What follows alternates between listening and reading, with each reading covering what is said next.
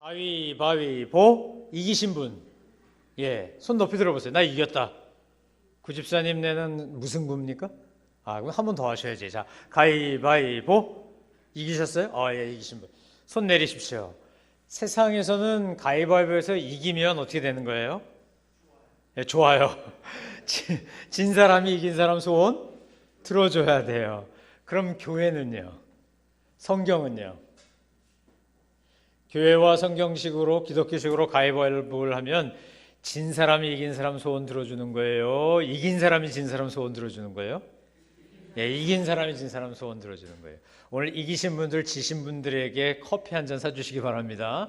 예, 잘 대접하세요. 원하는 거 마끼아또 뭐 이런 거 원하는 대로 해주셔야 돼. 예. 이게 성경의 가르침하고 세상의 가르침이 참 다릅니다. 어떤 때는 세상에서 가르치는 것과 성경에서 가르치는 것이 같은데 어떤 때는 정반대일 때가 많습니다. 저희 집안도 가위바위보를 하면 서로 지려고 그럽니다. 왜냐하면 이긴 사람이 진 사람 소원 들어줘야 되니까. 이기면 안 기뻐해요. 져야 기뻐해. 그게 참 희한하죠. 그런데 성경 우리에게 그렇게 말한다는 거예요.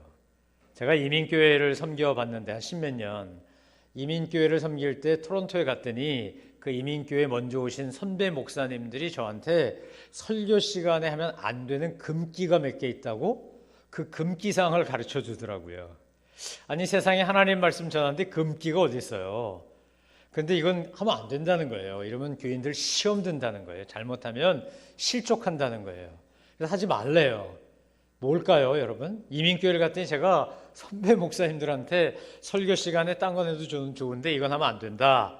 이거 조심해라. 그러고 충고받은 것 중에 1번이 뭐였냐면 세금 문제였습니다. 세금 내라고 설교하면 안 된다는 거예요. 예수님이 뭐라고 그러셨어요? 가이사의 것은 가이사에게, 하나님의 것은 하나님에게. 그런데 대부분의 이민자들이 스몰 비즈니스라고 해서 조그만 구멍가게라든지 커피숍이라든지 세탁소라든지 이런 거 하시는데 수입이 적어지면 어떡하냐? 세금을 그냥 꿀꺽 이렇게 안 내시는 거죠. 세금을 제대로 안 내. 그리고 그냥 영업을 하는 거예요. 가능하면 현찰로 받고 세금 안 내고. 거기는 또 PST, GST 이래가지고 연방세, 지방세가 있거든요. 우리도 부가가치세가 있지만 그러니까 세금을 많이 그냥 인마이 포켓 하시는 거죠. 이렇게 안 내고. 근데 목사가 주일날 예배드리러 왔는데 위로와 격려가 필요한 성도들에게 세금 잘 내라고 설교하면 안 된다는 거예요. 제가 가서 하면 안 된다고 들은 것 중에 1번이 세금 얘기 말하지 마라 였어요. 대한민국에 돌아왔어요. 돌아와서 선배님들을 만났어요. 자, 이제 교회를 좀 개척해 보려고 그럽니다. 뭐 이러고 만났는데 여기도 금기가 있어요. 여기는 뭘 얘기하냐면 성적 순결에 대해서 얘기하면 안 된다는 거예요. 너무 많이 아내 있고 남편 있고 남편 있고 애인이 있다는 거예요. 아내 있고 애인 있고 남편 있고 애인 있고. 제 친구 목사님 중에 세상을 알고 싶다고 택시 운전기사를 한동안 하신 분이 있어요. 세상을 알아야지 목회를 할 수 있으니까 여러 가지 목적으로 하여간 택시 운전기사를 했어요. 이분이요. 근데 이분이 택시 운전기사 1년인가 했는데 하는 동안에 엄청 시험 들었다는 거예요. 자기가 목사인데. 너무 멀쩡하대요. 너무 멀쩡한 분들이 앉아갖고 뒷자리에서 서로 자기 집 얘기를 한대. 우리 남편이 어쩌고 우리 아내가 어떻고 우리 애들이 어떻고. 그리고 그냥 두 분이 나란히 모텔방으로 잘 들어가시는 거죠. 이렇게. 연애하는 청년들은 뭐 그렇다 치고 심지어는 자기 부부 얘기를 하면서 자기 자녀들 얘기를 하면서 불륜의 현장으로 모셔다 드려야 되는 게 뭐 밤에 술집 근처에서 하는 거 이건 말할 것도 없고. 제 친구 목사가 그걸 보고 야 대한민국이 소돔과 고모라 같아. 이러다가 벼락 떨어질 것 같아. 이러고 저한테 와서 고백을 하더라고요. 제가 캐나다에서 목회하는 동안에 설교 시간에 세금 얘기 많이 했을까요? 적게 했을까요? 많이 했죠. 왜요? 금기라고 하는 것은 왜 그럴까요? 이것을 건드리면 내 약함이, 내 추함이, 내 더러움이 드러나는 게 싫어서 건드리지 말라는 거예요. 나도 아니까 굳이 지적 안 해도 된다는 거예요. 그런데 변화되지 않아. 제가 그때 설교하면서 참 많이 얘기했어요. 세금 많이 내는 게 애국하는 겁니다. 우리 유한양행 세운 유한일 박사의 모토였어요. 우리나라에서 존경받는 노블리스 오블리제의 표상으로 존경받는 분들 중에 한 분이 유한양행을 세우고 이끌어간 유일한 박사 아닙니까? 그 유일한 박사님의 모토가요, 세금 많이 내자였어요. 세금 많이 내는 게 애국하는 거다. 최근에 저커버그라고 하는 페이스북 설립자가 자기 딸 하나 태어났는데 그 아이 때문에 기부했죠. 자기 페이스북에 갖고 있는 주식의 99%를 기부하겠다. 살아있는 동안에 다 한다. 근데 그게 우리나라 돈으로 따지니까 52조더라고요. 52조. 여기 벌써 회계 전문인 우리 은송이는 벌써 입이 쩍 벌어요. 52조 그러니까. 아니 52억도 아니고요. 1조도 아니고 52조를 다 내놓겠다는 거예요. 세상 사람들이 페이스북이라는 걸 써줬기 때문에 제가 돈을 벌었지 자기가 무슨 뭘 했다고 돈을 벌었냐는 거예요. 내 딸을 하나님이 주셨는데 이 딸이 너무 귀해서 딸 태어난 감사함으로 드리겠다. 우리가 뭐 그렇게 유일한 박사나 저커버그 같이 그러지 않아도 괜찮아요. 안 그래도 돼요. 우리 그럴 수 있는 능력도 별로 없고 그럴 만한 인물도 못 되니까 괜찮아요. 하지만 우리가 성경이 가르치고 있는 분명한 가르침을 지킬 것인가 말 것인가를 놓고 고민하면 안 되고 어떻게 해야 되는 거죠? 지키려고 애를 쓰셔야 돼요. 아멘. 한국 사회에서 성적인 순결을 지키고 산다. 이것은요 굉장히 중요한 거예요. 왜요? 사탄이 우리 사회를 성적으로 타락시키는데 총력전을 쓰기 때문이죠. 내 가정을 지키고 내 몸을 성전으로 지키고. 여러분 이것이 우리에게 숙제 같은 것이랄지라도 그렇게 되기를 그렇게 하려고 애쓰고 노력하고 은혜를 구하면 하나님 우리를 도와주실까요? 안 도와주실까요? 도와주십니다. 재정적인 부분, 성적인 부분, 권력의 부분. 대개 리차드 포스터라는 영성학자가 말했어요. 사람은 세 가지 유혹에 빠진다는 거예요. 일반적으로 누구든지 예외 없이. 저도 여러분도 예외 없이. 첫 번째는 돈이고요. 두 번째는 성이고요. 세 번째는 권력이라는 거죠. 섹스, 머니, 파워 이 세 가지에서 자유롭지 않다는 거예요. 사탄이 이 세 가지를 가지고 우리를 끊임없이 공격한다는 거예요. 예수님에게도 와서 어떻게 했습니까? 40일 동안 금식하고 예수님이 줄이셨을 때 돌을 가지고 떡을 만들어 먹어라. 먹는 문제. 너 나에게 절해라. 뛰어내려라. 계속해서 사탄이 예수님에게 시험한 것도 이런 재정적인 부분부터 시작해서 명예에 관한 것까지였었어요. 여러분 오늘 본문은 우리에게 돈 얘기를 합니다. 경제 얘기를 해요. 근데 돈이란 말이 한마디도 안 나오는데 사도 바울은 지금 빌립보 교회에게 돈 얘기를 해요. 자, 14절부터 16절까지 같이 보겠습니다. 시작. 여러분이 내 환난에 함께 참여했으니 잘했습니다. 빌립보 사람들이여, 여러분이 알다시피 복음 전파 활동 초기에 내가 마게도냐를 떠날 때 나를 위해 주고받은 일에 동참한 교회는 오직 여러분밖에 없습니다. 내가 데살로니가에 있을 때도 여러분은 한두 번 내가 필요한 것들을 보내주었습니다. 아멘. 빌립보서를 보내면서 바꿔 말하면 빌립보 교회 편지를 보내면서 사도 바울이 맨 마지막 부분에 이 대목을 썼다라고 하는 것은 굉장히 중요한 의미가 있습니다. 앞에 부분에서는 예수님의 마음을 본받으십시오. 기뻐하십시오. 감사하십시오. 염려하지 말고 감사함으로 기도하십시오. 이렇게 계속해서 이제 막 태어난 어린 교회인 빌립보 교회에게 가르치던 바울이 마지막이 되니까 이제 향기로운 재물, 헌금, 선교비, 돈에 관한 이야기를 하기 시작하는 겁니다. 저한테 주례를 해달라고 가끔 연락이 옵니다. 전혀 연락이 없던 캐나다의 시절에 알던 분한테 전화가 오면 99% 주례 부탁하려고 전화 오는 거예요. 그래서 전화를 받고 이제 주례를 해줍니다. 제가 지금까지 캐나다에서 함께 알았던 분들 주례 여러 번 했어요. 그런데 그런 분들은 갑작스럽게 주례 부탁이 오기 때문에 결혼 예비학교, 신혼부부학교 이런 거 할 틈이 없어요. 그래서 아주 엑기스만 본질적인 것만 이야기할 수밖에 없어요. 짧은 시간의 교육을 합니다. 교육할 때 제가 꼭 세 가지를 강조합니다. 이 세 가지를 절대 잊어버리지 말라 그래요. 행복하고 건강하게 오래오래 잘 살게 하고 싶기 때문에. 이건 제가 하는 말이 아니라 성경이 가르치는 거니까 이래야 된다고. 첫 번째는 뭐냐? 그 가정에 주님이 한가운데 계셔야 된다는 거예요. 주님을 주인으로 모시고 살아라. 둘이 사는 거 아니고 어떻게 산다고요? 셋이 살아요. 성삼일체 하나님 모시고 살아. 같이 살아. 여러분 왜 식탁이 옛날에 눈밭에서 찍었는데 검은 것과 흰 것만 있는데 예수님이 이렇게 옆모습 있는 사진 옛날에 그거 많이 걸어놨었어요. 기억나십니까? 그리고 우리와 함께 주님이 계시다고, 식탁의 주인 되신다고, 그러면서 되게 식탁 옆에 그거 많이 붙여놨었어요. 요즘은 그거 많이 없어진 것 같아요. 그런데 주님이 이 집에 함께 계시다는 거죠. 내가 주님과 더불어 살고 주님 앞에 산다는 거예요. 첫 번째 가르치는 게 그거예요. 주님과 함께. 두 번째, 신앙생활이나 사회생활이나 가정생활이나 다 마찬가지인데 우선순위가 분명해야 된다고 가르쳐요. 우선순위가 분명해야 된다. 바꿔 말하면 하나님 first, God first, other second, me last 이렇게 제가 가르쳐요.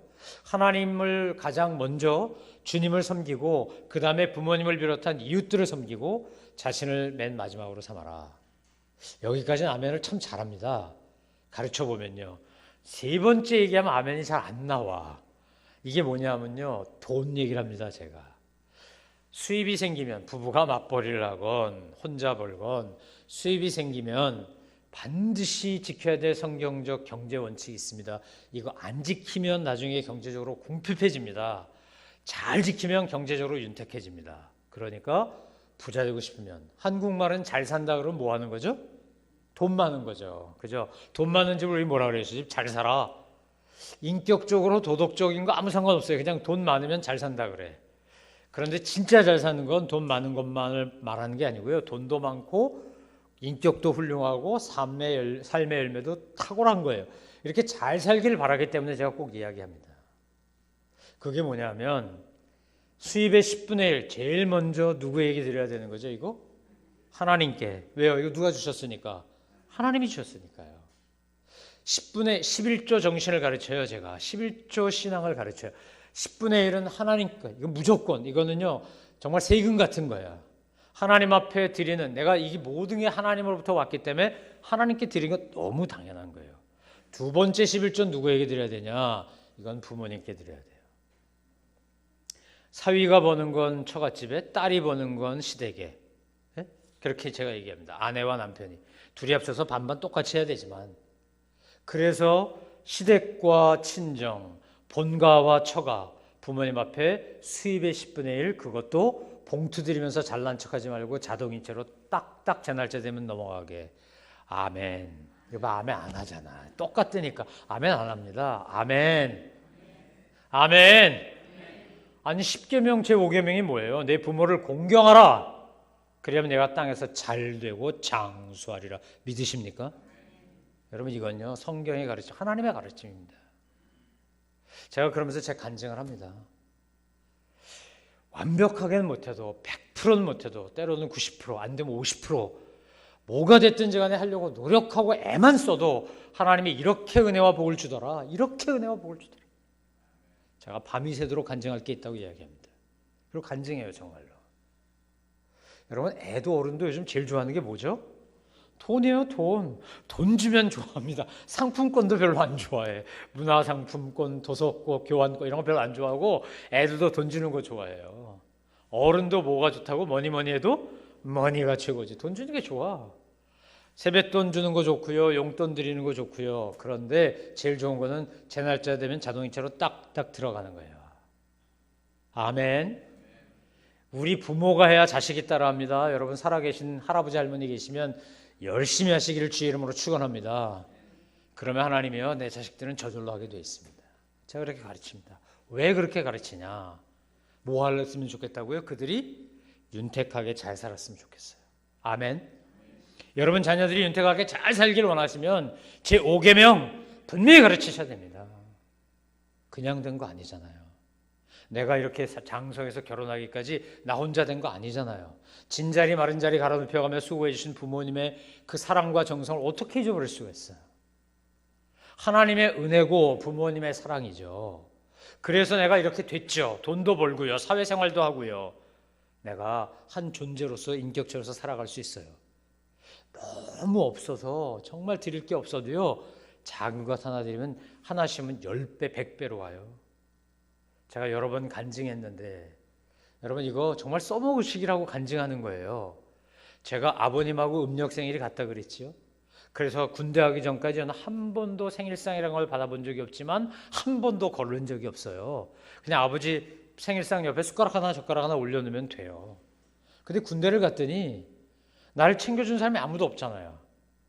그래서 제가 처음으로 아버지께 11조금을 뺀 나머지를 아주 절절히 감사가 듬뿍 담긴 편지와 함께 11절 뺀 나머지 전액을 보냈다는 거 아니에요? 뭐라 그러면서 생일상 미역국 끓일 때 소고기 반견이라도 사서 보태면 좋겠습니다. 오마마마 이러고 보내서 내가 어머니한테. 그거 받고 우리 아버지 어머니가요 감격하여 우셨죠. 그리고 며칠 뒤 얼마 후 그리고는 면회 오셨지. 전방으로. 어떻게 오셨을까? 우리 소대원들 다 먹을 떡, 고기 뭐 잔뜩 사가지고 왔는데 제가 그때요 보낸 돈이 한 3,000원이 안 된 것 같아요. 3,000원쯤 됐나? 그랬나? 그랬을까? 2등병 월급은 얼마 되겠어요? 그런데 나중에 봉투를 턱 주고 가시는데 30만 원이 들었어.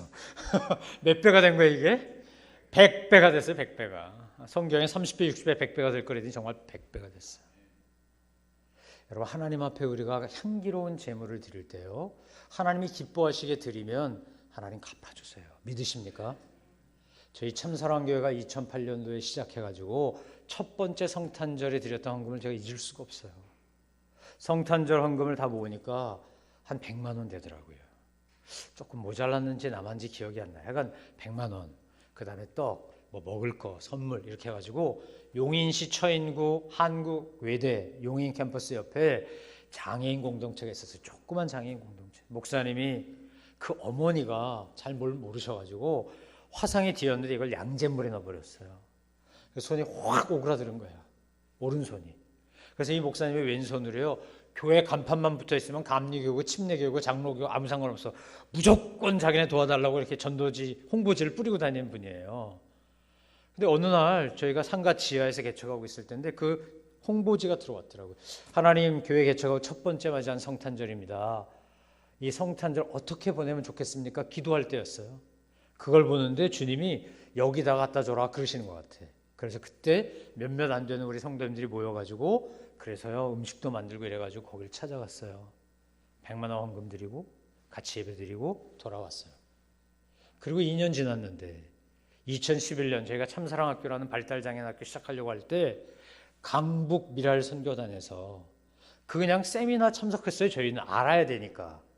그래서 우리가 대표를 2명 보냈어요. 그랬더니 강북 미랄 선교단 단장님이 거기 참석한 저희를 보고 그렇잖아도 저 분당에다가 성남에다가 그런 토요 장애 아동 놀이학교거든요. 장아토라 그럽니다. 장애 아동 토요 놀이학교. 그거 하려고 그랬는데 잘 됐다고. 우리가 예산 1,000만 원 줄 테니까 해보라고. 아멘. 아, 너무 감동이 돼서 아멘이 안 되시나? 아멘. 우리 얼마 갖다 드렸다고요? 100만 원이요. 하나님이 2년 만에 복리도 이런 복리가 어디 있겠어요. 1,000만 원이 왔어요. 우리 아무 관계 없었어요. 거기하고. 아무 상관없어. 근데 하나님이 1,000만 원을 보내서 그게 참사랑 꿈터라고 이름을 가진 발달장애인 토요 모임의 마중물 종잣돈이 됐어요. 시감자가 됐어요. 우리가 바자회도 하고 뭐도 하고 그래서 차도 사고 막 다 준비했지만 제가 그때 그 헌금이 오는 걸 보고요. 얼마나 감사의 뜨거운 눈물을 흘렸는지 몰라요. 야, 우리 하나님 계산 너무 정확한 분이시구나. 저거 다 기억하고 계시는구나. 여러분 우리가 이 죽전 건물을 구입할 때도 마찬가지 아닙니까? 우리가 1원 한 푼 건축헌금한 적 없어요. 그때 건물 구입한다고 자 건축헌금합시다 시작 이래갖고 돈 모으지 않았어요. 전 건물주가 랜더스 몰기지 주고요. 2년 뒤에 그때부터 이자 받겠다고 무이자로 대출해주고 수협에서 이만큼 대출 드리니까 하라 그러고 그래서 우리는 아무 건축헌금하지 않고 이 건물 구입했어요. 물론 갚아나가고 있지만 생각해보면 하나님의 은혜 아닌 게 없고 하나님의 역사와 기적 아닌 게 없어요. 있는 건물과 다 털어서 이렇게 레노베이션하고 여기 막 고온팡이 천국이고 난리였는데 물이 막 밑에서부터 새 올라오고 이거 다 방수 잡고 하느라고 있는 거 다 썼는데 없어서 막 빚까지 내가며 썼는데 우리가 무슨 수로 이 건물을 사겠어요. 그런데 하나님이 그렇게 역사하시더라고요. 뭘 보셨을까요? 하나님이 뭘 보셨을까? 우리가 물질로 우리가 마음으로 우리가 시간으로 주님이 기뻐하시는 향기로운 제물을 드리기를 원하는, 그러려고 애쓰는 주님, 그거 보신 거죠. 여러분, 사도 바울이 교회를 개척하며 1차, 2차, 3차 선교여행 다니면서 지금의 소아시아 지방, 유럽과 터키를 중심으로 한 소아시아 지방을 다니면서 열심히 복음을 전했어요. 교회를 세웁니다. 교회 세워도 먹고는 살아야 되잖아요. 그러면 돈 떨어지면 바울은 어떻게 했냐? 가서 텐트 메이커로 장막 짓기, 천막 꼬매고 이런 거 하면서 일하면서 먹고 살았어요. 그러면서 복음 전했어요. 자비랑 선교했어요. 근데 많은 교회가 세워졌는데, 세워진 지 얼마 안 되는 빌립보의 작은 교회, 어린 교회, 초신자밖에 없는 교회, 그 교회가 오늘 사도 바울이 고난을 당한다고 하니까 헌금도 보내고 띠금식 기도도 하고 열심히 중보하고 기도하고 환난에 참여했다는 거예요. 고난에 동참했다는 거예요. 여러분, 우리가 이렇게 기도 배너 붙여놓은 이유가 있어요. 이 선교사님들, 사역자들한테 자동이체로 선교비 정확히 갑니다. 저희 교회 통장에서 정확히 가요. 그런데 이걸 왜 붙여놓고 왜 우리가 매일 기도할 때마다 이름을 불러가며 기도할까요? 물질이 가는 건 못지않게 뭐가 가야 되는 거죠? 우리의 마음이 가야 되는 거죠. 우리가 파라과이에 가 있지 않지만 자꾸 원주민들에게 사역하기 위해서 막 왕복 몇백 킬로를 돌아다니면서 사역하는 김행영 선교사님, 김선희 선교사님, 오가는 길 지켜주십시오. 그 매연 많고 먼지 많고 시끄러운데 길바닥에 서서 목이 터져라 찬양하면서 예수 그리스도를 증거하는 그 성대 지켜주십시오. 아프리카 케냐에서 아이들 모아놓고 막 학교하고, 그래서 건물 하나 져야 되는데 돈 없어서 막 종종걸음하고, 그래서 겨우겨우 모이면 또 하나 짓고 또 하나 짓고, 그렇게 가면서 하나님 섬기는 우리 김낙형, 오정려 선교사님 기억해 주십시오. 와이프가, 본처가 맨날 힘든 사람만 돕는다 그래서 도망가 버렸어요. 우리 이동인 목사 와이프가. 그래서 본처가 무슨 김지롱 목사님 마냥 도망갔어요. 나중에 탈북하고 내려온 저 김원미 사모 만나서 재혼했어요. 그리고는 그 옛날에도 그랬지만 이동인 목사 지금도 여전히 탈북자들, 사회적 약자들 돌보면서 그러고 살아요. 우리가 지난 성탄절 초대해서 식사했지만 자기도 똑같이 저와 똑같은 장신대 신대원 나왔는데, 목사 안수 받았는데, 얼마든지 일반 목회할 수 있는데, 얼마든지 청명 받아갈 수도 있는데, 그런데 일부러 낮고 천한 곳으로 가서 그들과 더불어 살아. 농업 공동체 하겠다. 여기 있는 분이 다 그런 분들이에요. 저 뒤에 있는 김학원 안혜영 선교사 멀쩡해요. 무슨 메디컬 프로블럼 없어요. 얼마든지 애날 수 있어요.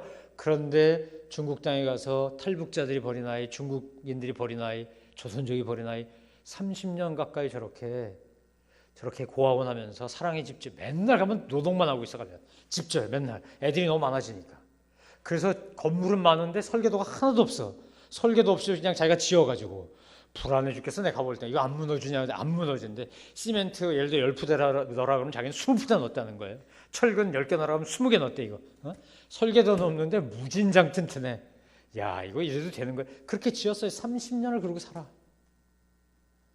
여러분, 우리가 이분들을 선교비만 보내고 아무것도 하지 않는다면 우리는 향기로운 제물을 드린 게 아니에요. 사실은 물질은 마음 없으면 가지 않아요. 예수님 뭐라 그랬습니까? 물질 가는 곳에 내 뭐가 있다? 마음이 있다.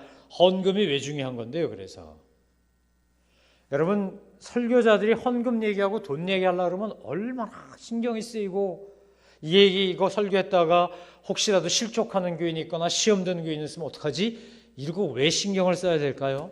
또 성도들이요, 교회에서 헌금 얘기하면은 되게 싫어해요.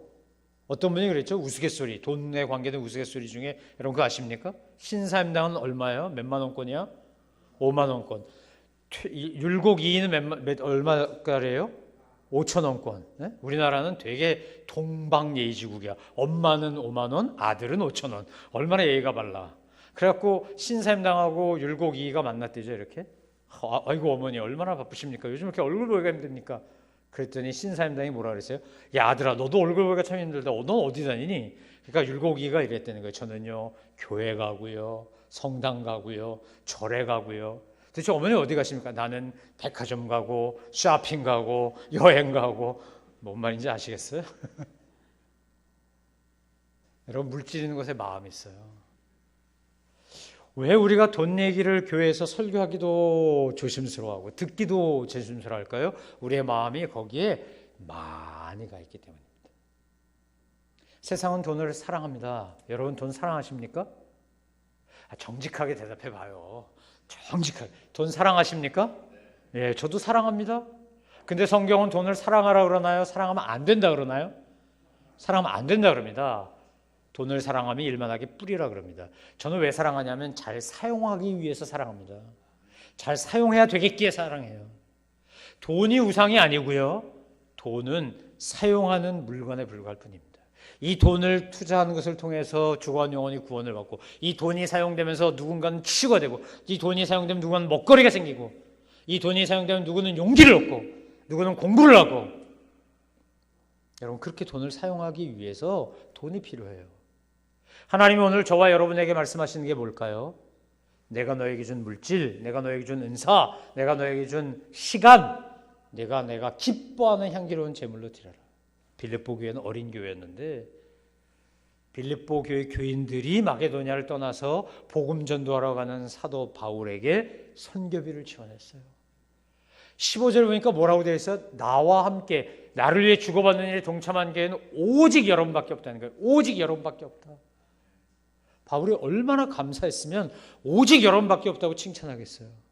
내가 많은 교회를 세웠는데, 하나님이 나를 통해서 교회를 세웠는데 그 교회들은 그저 자기들에게만 골몰할 뿐인데 너희는 생긴 지 얼마 되지도 않는 교회, 그것도 자주장사 루디아가 와가지고 헌금해가지고 동네 사람도 아닌 빌립보 사람도 아닌 저 다른 데 사는 사람이 와가지고 헌금한 대로 세워진 교회가 헌금 걷자마자 뭐부터 했다는 거예요? 선교비부터 보냈다는 거죠.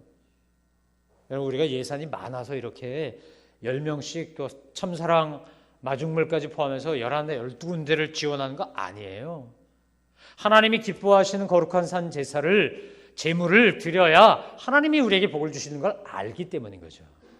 여러분, 정말 여러분의 자녀들이, 여러분의 가정이 하늘의 신령한 복과 이 땅에 필요한 것들로 충만해지기를 원한다면 우리 자녀들에게나 나 자신이 향기로운 제물을 하나님이 기쁘시게 받도록 드리는 훈련이 몸에 배어 있어야 돼요. 이것이 저와 여러분에게 거룩한 습관 되시기를 주의 이름으로 축원합니다. 자, 17절부터 19절까지 보겠습니다. 같이 볼까요? 자, 시작. 내가 선물을 구하는 것이 아닙니다. 오직 여러분의 봉사의 열매가 풍성하기를 바랍니다. 지금 나는 모든 것이 풍족하고 넉넉합니다. 여러분에게서 온 에바브로디도를 통해 받은 것으로 인해 풍족하니 이것은 하나님께서 기뻐 받으실 향기로운 제물입니다.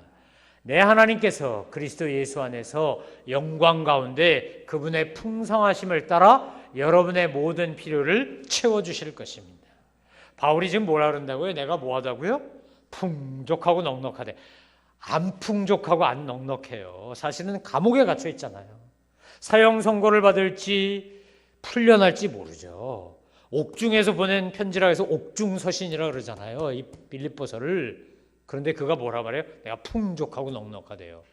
우리가 잘 아는 빌립보서 4장 13절 말씀, 내게 능력 주신 분 안에서 내가 모든 것을 할 수 있습니다. 내가 모든 것을 감당할 수 있습니다. 그 앞에 뭐가 나와요? 내가 궁핍함에도 처할 줄 알고 내가 부유함에도 처할 줄 안다는 거죠. 그래서 늘 바울은 뭐라 그러냐? 풍족하고 넉넉하다 그래요. 에바브로디도가 가져다 준 선교비가 그렇게 많지도 않았어요. 그런데도 바울은 풍족하고 넉넉해. 왜요?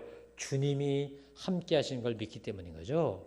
이것이 눈앞에 보이는 것을 바라보는 게 아니고 이것을 공급하시는 하나님을 보기 때문인 거죠. 전 저와 여러분이 그렇게 여러분의 인생을 보고 여러분의 자녀들의 인생을 보게 되기를 주의 이름으로 축원합니다. 누가 공급하신다고요? 하나님이요. 그래서 여러분에게 기뻐 받으실 향기로운 제물을 제대로 드리면 19절의 은혜가 임한다고 지금 사도 바울이 가르치고 있는 거예요. 기뻐하면서 가르치고 있는 거예요. 여러분, 하나님 우리 아버지께서 그리스도 예수 안에 영광 가운데 그분의 풍성하심대로 우리들의 모든 필요를 채우시면 우리가 부족한 게 뭐가 있겠습니까? 다윗이 고백한 것처럼 여호와는 나의 목자시니 내가 부족함이 없으리로다. 아멘. 전 저와 여러분이 날마다 이렇게 고백하며 살게 되기를 주의 이름으로 축원합니다. 여러분은 모르시겠지만 저는 매일 여러분이 기도할 때마다요, 하늘의 신령한 것과 이 땅에 필요한 것으로 부자 되게 해달라고 기도해요. 우리 성도들 이름 불러가며 하나님 부족함이 없게 해주세요. 왜냐하면 옛말에 광야에서 인신난다 그랬어요. 뭘 가진 게 있어야 나누지. 보통 사람은 가진 게 많아야 나눠요. 가진 게 없으면요 마음이 쪼그라들게 돼 있어요. 시간이 많든 은사가 많든 돈이 많든 베풀고자 하는 사랑이 많든 뭐가 있어야 하는 거예요. 마음이 있으면 없어도 해요. 근데 마음이 없으면 있어도 못해요. 오병이어를 드린 소녀는 가진 게 너무 많아서 그중에 일부 오병이어 물고기 2마리 보리떡 5개 드린 건가요? 아니잖아요. 자기 점심 도시락이잖아요. 자기 한 끼 식사분이잖아요. 과부의 동전드님이 그런 거잖아요. 쫓겨나는 다윗을 섬겼던 사람들도 마찬가지고 자기들이 있는 것. 사렙당 과부가 엘리야가 와가지고 나 한 끼 먹을 것 좀 해줘라. 이제 기름 얼마, 밀가루 얼마, 나무 주사다가 마지막으로 땔감해서 이제 호떡 같은 거 하나 만들어가지고 그냥 먹고 아들하고 죽으려고 그랬는데 아니 한 끼 먹고 죽으려고 그랬는데 왜 나그네가 와가지고 이상한 사람이 와서 먹을 거 달래. 그럴 때 그 주는 마음은 이게 많아서 주는 게 아니라는 거예요. 하나님이 기뻐 받으신 향기로운 제물은 넘치기 때문에 남아 돌아서 하는 게 아니고 많건 적건 그 안에 내 사랑과 정성과 감사와 기쁨과 긍휼과 자비가 있을 때 하나님은 향기로운 제물로 받으시는 거죠. 아멘.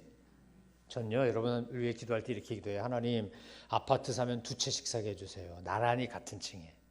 그래서 이 집엔 내가 살고 앞에 집에는 선교사님이나 지나간 나그네가 살고 여러분이 다 그렇게 되기를 제가 기도한다고요. 아멘. 아 목사님 재산세 많이 내게 왜 그렇게 기도해요? 이런 표정 같아. 기분 나빠요 그렇게 기도하면? 얼마나 좋아. 내가 엑스트라로 공간이 또 하나 있는 건데. 그리고 섬길 수 있으면 전 여러분이 그렇게 되길 바란다고요. 정말로. 우리 하나님 아버지는 안 그러시겠어요? 어느 부모가 자식이 맨날 골골하고 맨날 징징거리고 종종걸음 뛰고 뭐가 없어갖고 쩔쩔매고 그렇게 사는 걸 기뻐하는 부모가 누가 있겠어요? 사도 바울이 빌립보 교회를 낳은 아버지 같은 마음으로, 영적 아버지 같은 마음으로 여러분이 정말 영육간에 풍성하기를 바랍니다. 그러기 위해서 뭐 하셔야 된다고요? 하나님 앞에 하나님이 기뻐 받으실 향기로운 제물, 향기로운 제물, 이거 드리는데 인색하지 말라는 거예요. 주저하지 말라는 거예요. 아멘. 여러분이 풍요로워지는, 여러분의 자녀가 충분해지는, 넉넉히 모든 필요를 채워주는 하나님의 은혜 가운데 사는 방법이 내게 있는 것으로 향기로운 제물을 주님이 기뻐 받으시게 드리는 거예요. 단순히 물질만을 말하는 게 아니에요. 은사가 됐건 시간이 됐건 열정이 됐건 내 경험이 됐건 하나님 앞에 내가 기뻐 받으시게 드리면 주님 그걸 기뻐 받으세요. 향유옥합을 깨뜨린 여인, 자기의 머리털로 주님의 발을 씻을 때 옆에 있던 가룟 유다가 뭐라 그랬습니까? 그 아깝게 그게 얼마짜리인데 그걸 깨뜨려가지고 낭비하냐고 막 옆에서 막 닥달하고 막 쥐잡듯이 잡았어요. 그때 주님이 내버려두라고 그랬어요. 이 여인이 나의 장례를 준비한다. 여러분 어떤 때 보면 너무 하나님 앞에 인색해요. 우리가 하나님 앞에 거룩한 낭비를 할 줄 몰라. 거룩한 소비를 할 줄 모른다고요. 향유옥합에 들어있는 그 기름값이 얼마인 줄 몰라서 그러는 게 아니라고요. 여러분 하나님 앞에 우리가 인색하게 굴면요 하나님도 우리한테 인색하게 굴세요. 우리가 자녀들한테 빡빡하게 굴면요 자녀들도 우리한테 빡빡하게 굴어요. 우리가 이웃들에게 사랑을 전하지 않으면 사람들도 우리에게 사랑을 전하지 않아요. 오늘 주님이 받으신 향기로운, 기뻐 받으신 향기로운 제물은 뭘까요? 물질이 됐건 시간이 됐건 은사가 됐건 여러분의 경험이 됐건 따뜻한 말 한마디가 됐건, 저는 아까 그 참사랑 영상에 나오는 남아프리카 잠비아에 있는 바람바 족속, 그 부족, 그들의 그 모습을 보면 우리보다 100배, 1000배, 만배 낫다고 느끼지 않습니까? 죄를 지어서, 그것도 사회적 범죄를 저질러서 마을 회관격인 동네 큰 나무 밑에 이렇게 서 있으면 지나가면서 그들이 감사하다고 말한다는 거예요. 감사하다고. 야, 너 왜 이렇게 잘못했어? 이러지 않고, 그때 내가 목마를 때 물 한 잔 줘서 감사하고, 우리 아들 결혼하는데 제일 기뻐해줘서 감사하고, 내가 아플 때 옆에 있어줘서 감사하고. 이 사람이 양심이 찔려서 견딜 수가 없어. 내가 잘못했는데 사람들이 나한테 와서 감사하대. 당신 잘했다고 칭찬을 해줘. 그것 때문에 내가 되게 위로받고 용기 얻었다고 고맙다 그래. 이 사람은요 다시는 죄를 안 져요. 바람바족 속의 그 사람들은 말로 향기로운 재물을 만드는 거죠. 그 말 속에 진짜 마음이 있으니까 이 사람이 새로워져서 다시는 범죄하지 않고 우리 부족의 하나의 일원이 되기를 바라니까요. 여러분 어떤 때는 돈이 필요하지 않아요. 돈으로 해결이 안 되는 것들이 있어요. 돈으로 살 수 없는 것들이 있어요. 그런데 마음이 담긴 손 한번 잡아주기, 한번 안아주기, 한번 바라봐주기, 그냥 옆에 있어주기, 그냥 묻지 않고 따지지 않고 같이 울어주기, 등을 어루만지고 쓰다듬으면서 같이 한번 누군가를 욕해주기, 어떤 때는요 그것만으로도 충분해요.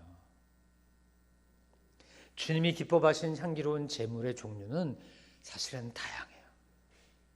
우리가 돈의 노예가 돼서 사니까 돈 하고 사니까 사도 바울이 지금 경제적인 얘기를 하는 거죠. 정말로 자본주의 사회에서 돈이 힘이니까요. 그러나 돈 그 이상의 헌금 그 이상의 헌신, 정말 주님이 기뻐 받으신 향기로운 제물로서의 내 인생. 그래서 로마서 12장 1절로 이제는 우리에게 이렇게 말합니다. 너의 몸을, 너의 삶을 하나님이 기뻐 받으신 거룩한 산 제사로 드리라. 이것이 너희가 드릴 영적 예배니라. 아멘. 2015년을 돌아보면 은혜하는 게 어디 있어요? 하나님의 은혜하는 게 정말 어디 있냐고요. 때로는 눈물을 흘리고, 때로는 가슴이 아프고, 때로는 화가 치밀고, 때로는 분노의 밤잠을 설치는 일이었다 할지라도 그것 때문에 내가 하나님 앞에 가난하고 겸손한 마음으로 나올 수 있었다면 그게 은혜인 거죠. 그게 감사한 거죠. 교만에, 잘못된 거품에, 내 안에 있는 허상에, 허위의식이 깨져나가는 것이었다면 그것 때문에 주님을 찬양하기에 합당한 거죠. 여러분, 주님이 우리가 주님께 드릴 수 있는 게 정말 향기로운 제물일까요? 우리가 주님 앞에 드릴 수 있는 건 사실은 상처와 실패와 낙심과 좌절과 염려와 근심일 거예요. 분노일 거예요. 못돼 먹은 성질일 거예요. 인색한 헌금일 거예요. 그런데 주님이 그걸 받으신다는 거예요. 우리가 그 모습으로 나와도 받으신다는 거예요. 주님이 원하시는 건 탕자가 돌아오는 것이지, 탕자가 양심에 찔려서 방황하고 집 밖에 뱅뱅 도는 게 아니라는 거죠. 오늘 주님 앞에 우리 주님이 기뻐 받으실 향기로운 제물, 내 존재를 주님 앞에 드리지 않겠습니까? 임금 앞에 드릴 것이 내 상처밖에 없어도 내 오직 사랑은 주님뿐입니다. 주님 사랑합니다. 주님 고맙습니다. 주님 은혜에 감사합니다. 우리가 그러고 주님 앞에 나가면 오늘 마지막 23절 주님께서 바울을 통해 빌립보 교회에게 주셨던 이 은혜, 오늘 우리에게 주시는 은혜가 저와 여러분의 삶에 넘칠 것입니다. 23절 같이 읽습니다. 시작. 주 예수 그리스도의 은혜가 여러분의 심령에 함께하기를 빕니다. 아멘. 여러분의 필요한 것들을 주님이 채우실 뿐만 아니라 우리 주 예수 그리스도의 은혜가 여러분의 심령에 늘 풍성하시기를 주님의 이름으로 축원합니다. 기도합니다.